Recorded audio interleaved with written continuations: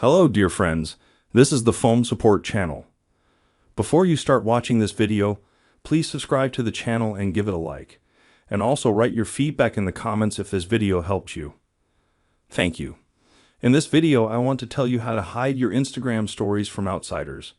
You've put up a stories, and now you can restrict access to some people who won't be able to see your stories.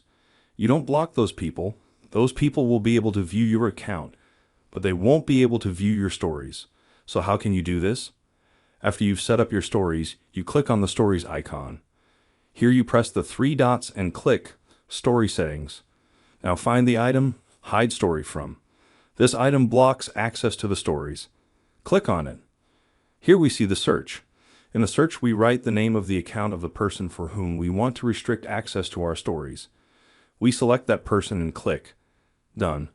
We can get out of here, and now the selected person won't be able to see your Instagrams. As you can see, this is a very simple and fast way. Done. There's nothing complicated at all. If you like this video, put likes and subscribe to the channel. And also watch other useful videos on the channel. That was Foam Support. Bye bye. See you later, my friends.